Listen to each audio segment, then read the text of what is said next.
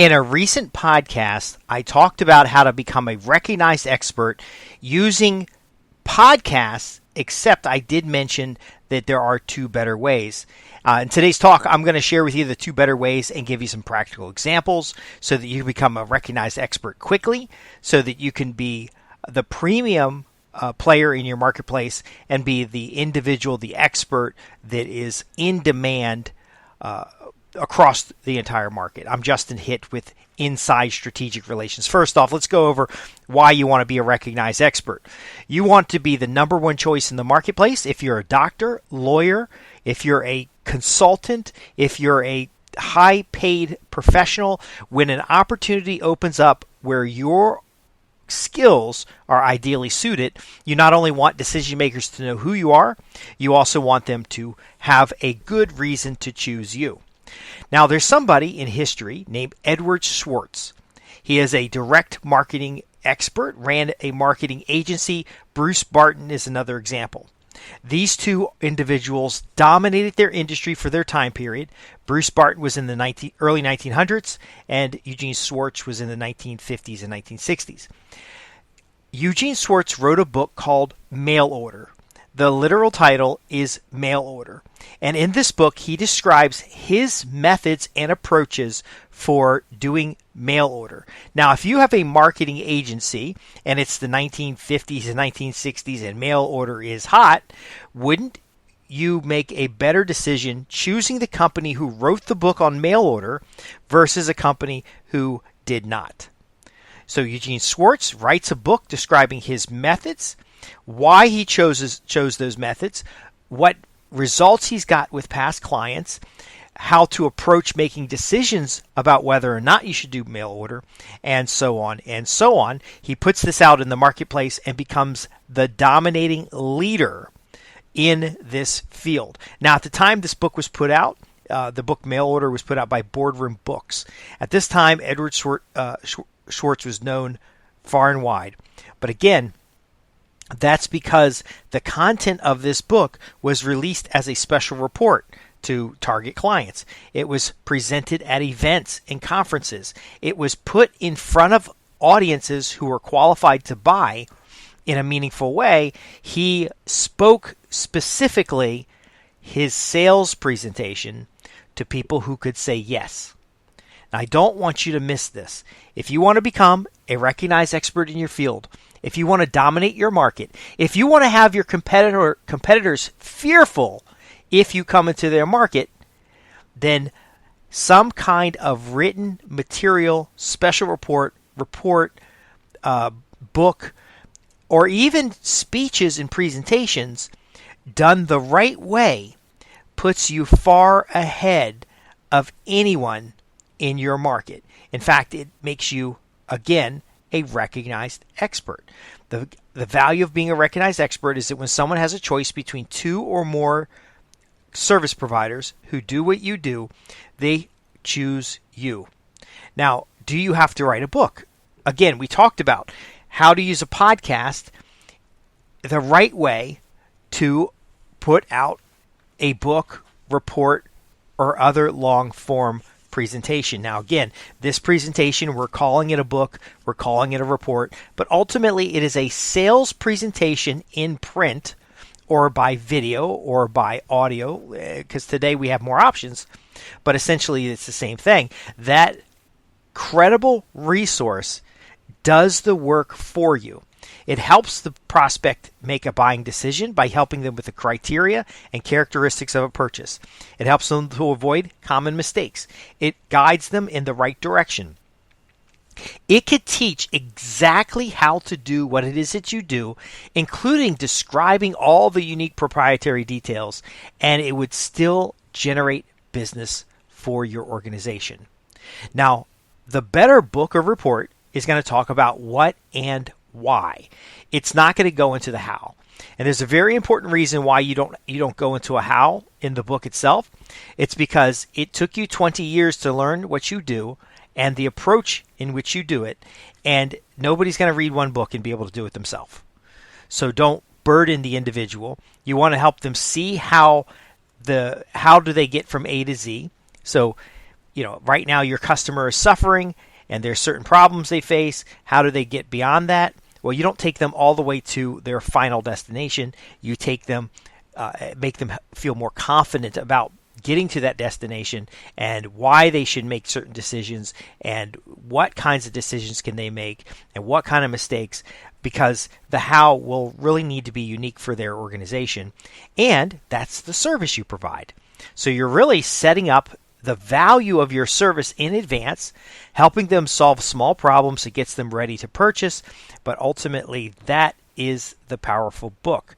Now, Bruce Barton is something similar. His book talked about philosophy. His book talked about the reasons why certain types of advertising works and other advertising does not. This is what you need.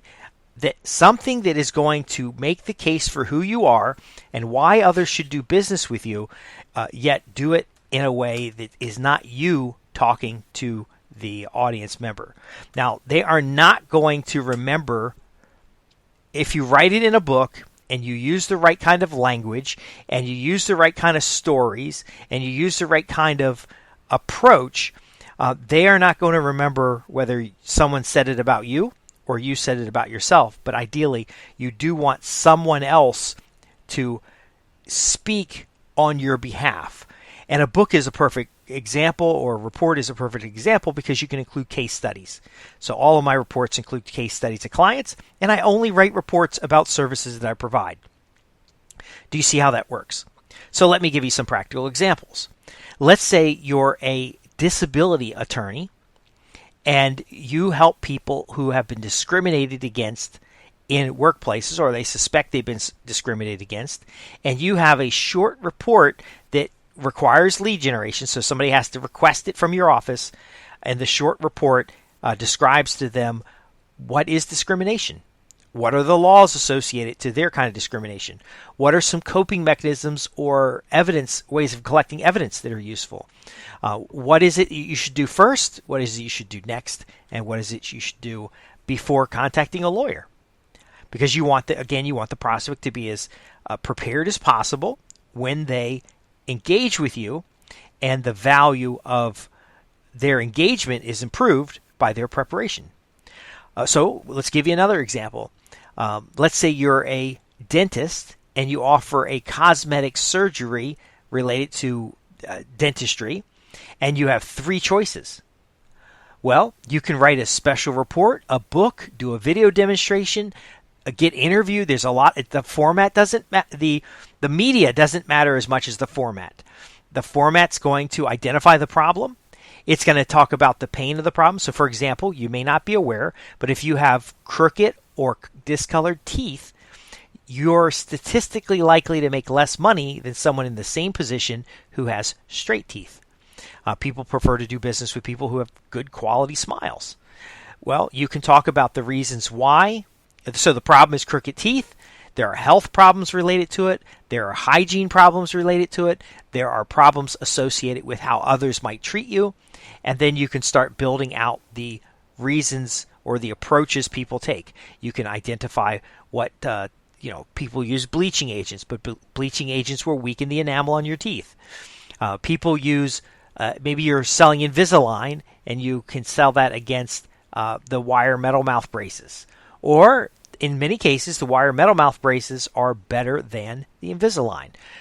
You could talk that topic to 100 different people and never run out of interest of talking about it, never run out of things to say, yet it will suck up your time. So, again, a report, a book, or such. Now, you're going to do this before you do a website. You're going to do this before you do a podcast. You're going to do this before you do anything. In fact, I've put together a writing workshop that helps my clients create selling systems. So your report is part of a selling system that helps you create and keep profitable customers. That's what we do around here. And in another episode, I will cover the steps here. But I want to answer one last objection. Yes, a book can take quite a bit of time. It can require a bit of resources. And there is a concern that if you teach everything you know in a book, that then the prospect will not want to do business with you because they could just solve the problem themselves. So let's talk about the psychology of the type of client that you want who will be persuaded by you being a recognized expert. So I gave an example in a previous program about a heart surgeon. You can describe every minute detail of how to do heart surgery, and the person reading it will not be able to do the heart surgery. But the detail will actually deter them from moving forward or reading your entire book because it's distracting. It's hard to follow. It's difficult to understand. But if you describe the care that is taken during a heart surgery and certain technologies or procedures that you have available, you don't need to go into the how the heart surgery is done. You're now talking about the why. What differentiates you from other people in the marketplace? What makes you unique?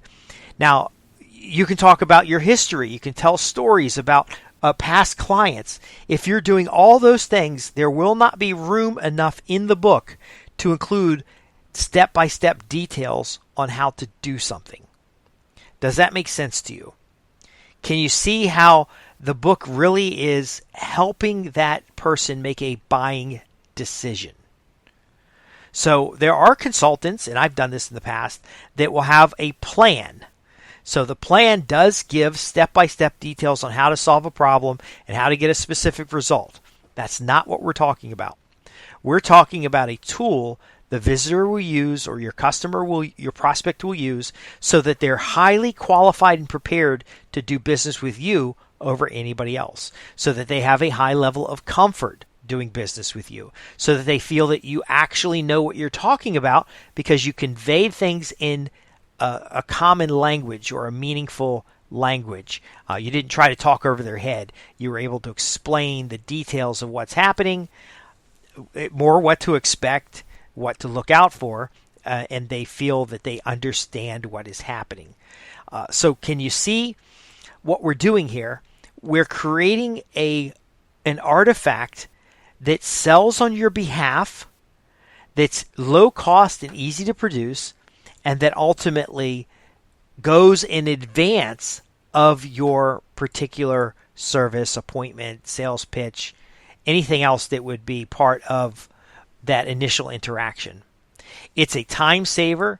It produces for you it's like an artifact. It is possible for your book to get picked up and show up in bookstores, which gives additional credibility, but ultimately you are now positioning yourself, providing physical evidence of your value, and then putting it out in the marketplace. Now, again, I said book a bunch of times, but it can be a special report. It can be a PowerPoint presentation. It can be a documentary. It can be a lot of different mediums. If you're interested in the different mediums, I would ask you the question, for what purpose? Because you can outline your presentations and you can speak at events and groups and you can do all that stuff without having a specific medium. You can also write a special report that later gets turned into a book, or a book that later gets turned into a audio video program. It's just none of that really matters if you don't have the right structure, if you don't have the right language, if you don't have the right approach, that you're setting up that prospect to make a buying decision with you over anybody else. I want you to become a recognized expert. It's going to make it easier for you to get new clients. I want you to become a recognized expert because you're going to be able to charge higher rates and keep up with inflation. I want you to become a recognized expert because of the referrals that you'll get and the new business that will come your way. And even if you're an employee or you're an independent individual or own a business, being the recognized expert has tremendous value. I'll just give you one story before I leave here. I have a book about how to create and keep profitable customers in 90 days or less. It outlines a complete system for basically systemizing the business and automating the marketing so that you can get all the customers that you want. This book was written poorly. This book was written with very many pages, but I got feedback from some of my mentors. I got feedback from other book people. It was good enough to be in the marketplace. That book has sold, I don't know, maybe 1,000 copies, not very many copies at all. But I would buy 100 of the books. I would send them with a cover letter to prospective people who could hire me, decision makers who could hire me.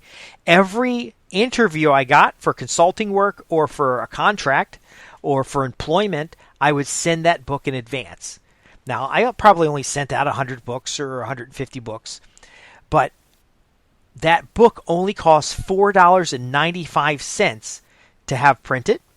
The postage to send a FedEx package to somebody, maybe $4 or whatever. So I'm in $10, and it guaranteed an interview with everybody who got that book. Now, I got several opportunities, some contracting opportunities, some employment opportunities from the individuals who received that book. Now, usually a six-figure, very high compensated individual, it could take 2 to 3 months to close out a deal. I was in a couple weeks. Now, I should be doing this more. I don't do it more, but ultimately, I have little reports that go out. I have little books that go out once I've qualified an individual. And the problem was I really had too many offers. So it was one of me, quite a few offers, and I wasn't properly staffed. So again, you can do this if the material in the book, report, presentation is right. You can do everything else poorly and still create the results that you want. Create the influence in the marketplace. Be the recognized expert. Be the person they turn to when they have questions. Be the individual who can charge twice of what your competitors are charging. All of this is possible when you choose the path of authority, you choose the path of expertise, and you create artifacts that support that claim. I'm Justin Hitt with Inside Strategic Relations. If you have questions about perhaps the public relations part of promoting a book, tool, or resource, if you'd like somebody to review a report or a book you've created in the past so that we can make it more of a selling tool, I'd be happy to look at that for you. Or if you just simply have questions, you want to visit www.insidestrategicrelations.com and go to the contact page, simply ask your questions.